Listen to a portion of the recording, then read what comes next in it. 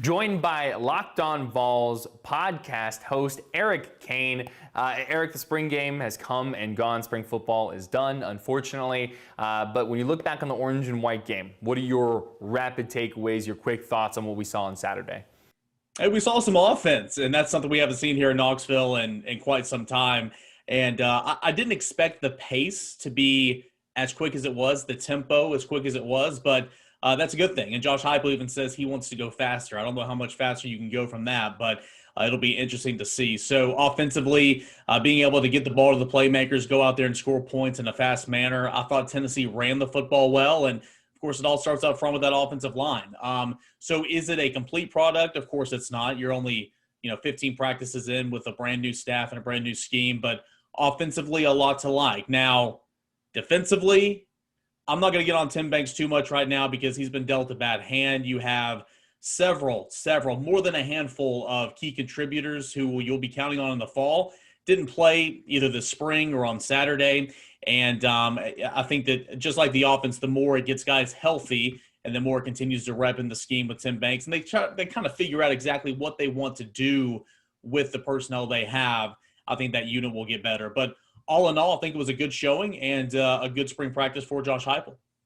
I really think we can't emphasize and talk about the pace enough because it's the night and day difference between what we saw last year and what we saw this year. Obviously, different staffs, different philosophy. I think when you go back and look at it, I think Tennessee's yards per play average last year was about 5.5 yards per play. Now they're in I think it was the orange team or the white team. One of them was averaging 9.9 yards per play in that scrimmage. What are kind of some of the biggest takeaways from you when you see pace like that in an offense? What does that do to a team? Well, when you see pace like that in an offense, it catches the defense off guard. I mean, you saw that with Tennessee's own defense on Saturday. It wears a defense out because you got to be in shape to be a football player, no doubt about it. But you're not going to be seeing that type of tempo every single week. And so you might be okay with it in the first or the second quarter. You get into quarters 3 and 4, and you are going to be tired. And a lot of football games are won in the third and fourth quarter, obviously, going down in the second half. So that's a big takeaway from the tempo and the pace. But really for Tennessee, being able to just line up and get the football out of the hands quickly, have a quarterback. It's not all down the field. A lot of it's intermediate, a lot of it's outs and everything, but just getting the football out to guys like Jalen Hyatt, guys like Velus Jones Jr. I thought Princeton Fant, the tight end, had a really, really nice game. And I think the tight ends are going to be using this offense because, of course, Alex Golich is the offensive coordinator, also coaches tight ends. So more so with the pace, it catches defenses off balance, but also, and we'll see this at times this spring, not every game your offense is going to be clicking. You're going to see a lot of short drives sometimes. There were a couple of times where you had 3 and outs, and it just took off a little over a minute and a half of game time, and that won't be good. But I didn't see a whole lot of that on Saturday. Yeah, no, there was a lot of big plays, too. I think I went through and counted, I want to say about 10 plays of 20 or more yards in that game. And a lot of it was because of the quarterback play. And I know, quarterback, so it's the easy thing to talk about. But when you looked at the performances of, the 3 big ones, Hendon Hooker, Harrison Bailey, Brian Maurer, what did you see? And is it actually fair to look at a spring game and determine who the starter could be? No, it's not fair, especially when you're 15 practices in, a brand new scheme, brand new coaches. As Josh Heupel said in the postgame, when asked if, are you going into camp with a starter in mind at quarterback? And he said there are plenty more practices left in fall camp to decide that. Absolutely not. And so I don't think it's fair either. So you look at Hendon Hooker. He got the start with the ones. Brian Maurer was on the field first, but he was with some of the backups on offense going up against the presumed starting defense. Hendon Hooker, I thought, was the least impressive of the 3. I thought he ran the RPOs well. I thought he used his legs well. I thought he did some things well, but I thought he held on to the football a little bit. He didn't push the ball vertically like the other 2.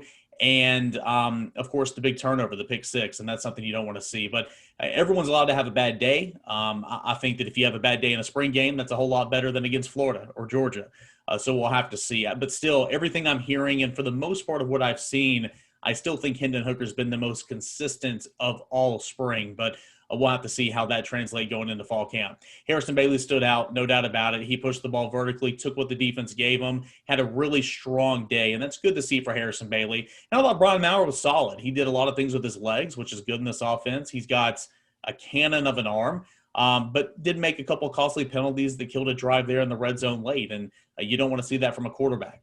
I will say for all three of these guys, now in the orange and white game, the defense did not blitz for the most part.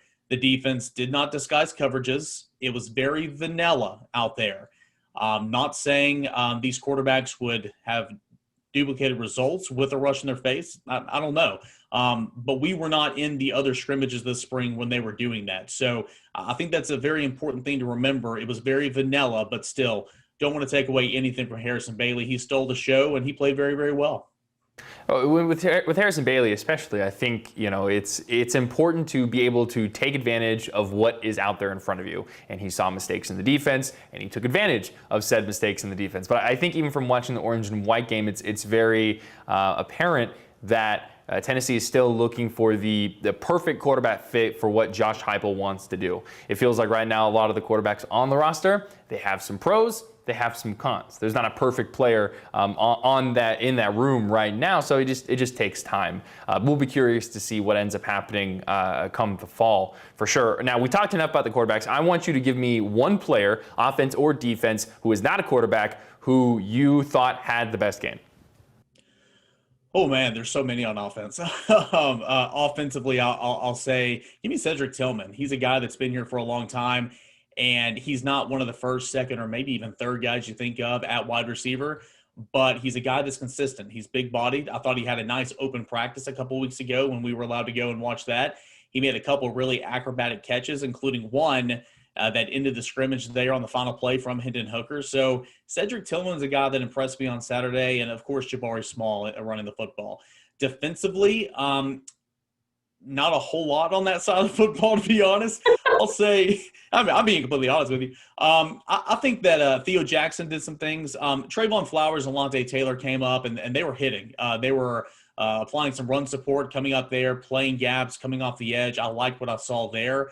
So I would probably have to say Alante Taylor and Theo Jackson in the back end, but ultimately a lot of work. And once they get help in the front seven, which they will once fall camp comes, and potentially through the transfer portal, they'll be able to shine more in the back end against the pass because you'll have more of a pass rush. I got a text from a former WBAR great Patrick Murray on Sunday, and he said, Jack Jancek did what now? So. I mean, what a day. And again, I didn't mention him, but I should have. 2 receptions, 137 yards, and a touchdown. And again, just taking what the defense gave him. His first touchdown from Harrison Bailey, the defense jumped off sides. He played the play out, credit Bailey and Jansen for going up and making a play, and that was great to see. Whatever level of football you're on, high school, college, NFL, if you were a guy who's lower on the depth chart, you got to take advantage of every rep you get. So that's for sure. Speaking of the NFL draft is coming up later this week, and while Tennessee may not have, a bunch of guys who are going to be going, in the top end of the first round, there are some names that are going to be drafted relatively early on.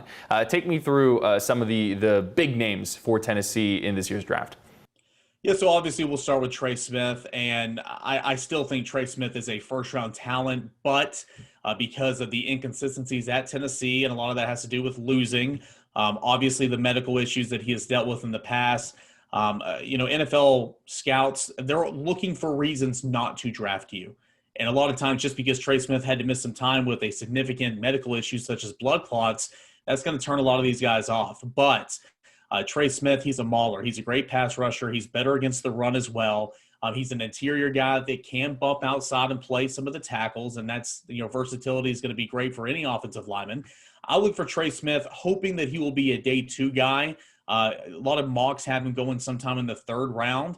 I think it's an absolute steal for someone to take Trey Smith in the 3rd round, so we'll have to see. Josh Palmer, wide receiver, he has really enhanced his stock at the Senior Bowl in Mobile, Alabama in early January this year.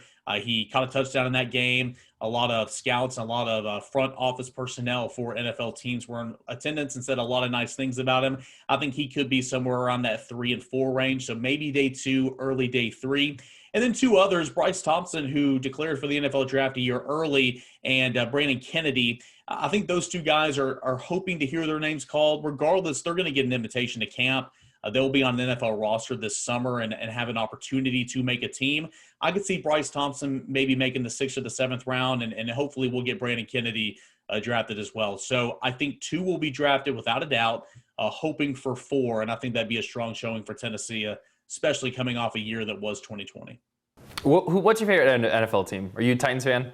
Oh, yeah, I'm a Titans fan. Okay. So Titans are on the clock at some point in this draft. They have the opportunity to take one Tennessee player. Who is the one Tennessee player you would want on your favorite team? Well, Trey Smith, no doubt. I mean, not just for what he does on the field, but who he is in the locker room, who he is off the field. He's a Tennessee guy. He'd be splitting the difference if he went to Nashville from his hometown in Jackson to Knoxville right here. I think that'd be a match made in heaven. Plus, Tennessee does need some help on the offensive line. Of course, your last first-round pick didn't really work out for the Tennessee Titans. Now, that was a tackle, of course, but I think Trey Smith can go in there and be an immediate depth piece for the Tennessee Titans, and I would absolutely love it. But I'll tell you, a sleeper pick for Trey Smith, potentially 3rd round or maybe even 4th round. The Pittsburgh Steelers have had to say goodbye to, I believe, 4 starting offensive linemen the past 2 years, just because they've been retiring. You have the connection there with Ramon Foster, who thinks the world of Trey Smith. Maybe the Pittsburgh Steelers could be a team for Trey Smith as well. I'm a Bengals fan. I will say aloud and proudly. And sticking with the AFC North, Bengals need some interior offensive linemen to help protect Joe Burrow. So I'm not saying, but I'm saying Trey Smith just wear a different shade of orange here in the NFL. But we'll see how things go. The NFL draft is always a fun time. And I also think Josh Palmer could be a real sleeper, especially when he had good quarterback play last year and the years in the past and how well he's done. Could be a lot of potential there for sure, with the most likely top 2 picks in the draft for Tennessee. All right, Eric Cain, thank you so much. I always appreciate you coming on. Make sure you go download the Locked On Vols podcast wherever you download your podcast. What days do the new episodes come out? Yeah, so every single morning, wherever you get your podcast, it'll be available for you.